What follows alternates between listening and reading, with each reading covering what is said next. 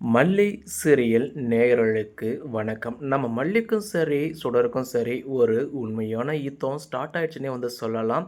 கடைசியில நம்ம மல்லி தான் அதாவது பல போராட்டத்துக்கு அப்புறமா சுடர துண்ட காணும், துணிய காணும்னு வீட்ட விட்டு வெளிய தொரத்த போறாங்க. அதுக்கு முன்னாடி இப்போ தான் சேனலுக்கு முதல் முறையா வரீங்கன்னா, மறக்காம லைக் பண்ணிட்டு, சப்ஸ்கிரைப் பண்ணிட்டு வாங்க. வீடியோக்குள்ள போயிட்டு என்னதான் சுவாரஸ்யமான விஷயம் நடக்குதுன்னு பார்த்தீங்கன்னா, ஒரு பக்கம் நம்ம வெண்பா இருந்துட்டு ஆல்ரெடி மல்லியம்மா ஸ்கூல்ல காம்படிஷன் இருக்குன்னு சொல்லுவாங்க. அதுக்காக நான் பாரதியார் வேஷம் போட போறேன்னு சொல்லியிருப்பாங்க. இப்போ பாரதியார் வேஷத்துல நம்ம வெண்பா வந்தம்போது, மல்லியம்மா அதாவது "இங்க பாருங்க நான் எப்படி இருக்கேன்" அப்படின்னு கேட்பாங்க இல்லையா?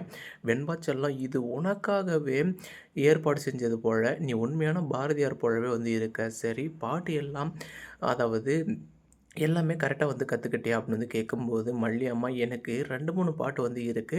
அதில எது பாடலான்னு நான் நினைக்கிறேன் அப்படின்னு சொல்லுவாங்க இல்லையா? அப்போ வெண்பா செல்லம் உனக்கு இந்த "சுட்டும் விழி சுடரே" அது தெரியுமா? அப்படின்னு கேட்பாங்க இல்லையா? இன்னொரு பக்கம் சுடர்ன்னு பேர கேட்டாலே, இந்த சுடர் அதாவது போலியான ரேணுகாவுக்கு தலைக்கு மேல அப்படியே சுர்ருன்னு கோவம் வரது மட்டும் இல்லாம, ஒரு பக்கம் பதட்டம் வந்துரும் இல்லையா? இன்னொரு பக்கம் மல்லி என்ன எப்ப பார்த்தாலும் சுடர் சுடர்ன்னு சொல்லி என்ன கோபத்துக்கு ஆளாக்குறியா? அப்படின்னு கேட்கும்போது, என்ன குத்தி காட்டி பேசுறியா? அப்படின்னு கேட்கும்போது, ஆமாண்டி குத்தி காட்டி தாண்டி பேசுவேன். ஏன்னா, உண்மையான சுடருக்கு மட்டும் தான் அவங்களுடைய பேர சொன்னா வலிக்கும். அப்படி இருக்கும்போது, நீ ரேணுகா தானே உனக்கு ஏன் வலிக்குதுன்னு கேட்கும்போது, நான் அப்படி தாண்டி கேட்பேன். மல்லி அதாவது என்னை பத்தி இது கொஞ்சம் நெஞ்சம் தான் தெரிஞ்சு வச்சிருக்கேன். இன்னும் முழுசா தெரியல. ஆனா, அது தெரிஞ்சதுக்கு முன்னாடியே உன்னை விஜய் கிட்டேருந்து நிரந்தரமா பிரிச்சு இந்த வீட்டை விட்டு வெளிய அனுப்ப போறேன். அப்படின்னு இந்த சுடர் சவாலெல்லாம் விடுவாங்க இல்லையா? மறுபக்கம் நம்ம மல்லி எல்லாத்துக்குமே தான் தயாரா இருக்காங்க.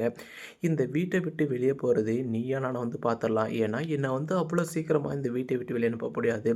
விஜய் கட்டின அவரு அன்போடையும், பாசத்தோடையும் கட்டின தாலி இருக்கிற வரைக்கும் என்ன யாராலும் ஒண்ணும் பண்ண முடியாது அப்படின்னு மல்லி சொல்லுவாங்க இல்லையா?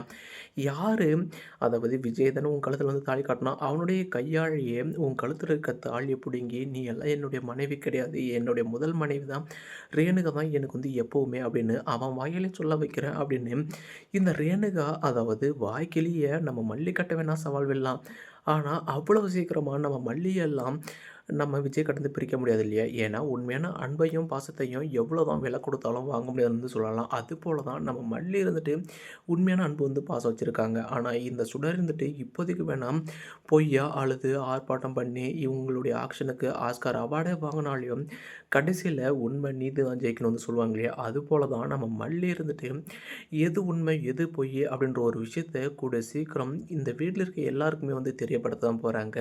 இதுக்கு அடுத்தடுத்து என்னென்ன சுவாரஸ்யமான விஷயங்கள், இன்ட்ரெஸ்ட்டா நடக்குது. நம்ம சேனல் ஃபாலோ பண்ணுங்க ஃப்ரெண்ட்ஸ். தேங்க் யூ ஃபார் வாட்சிங்.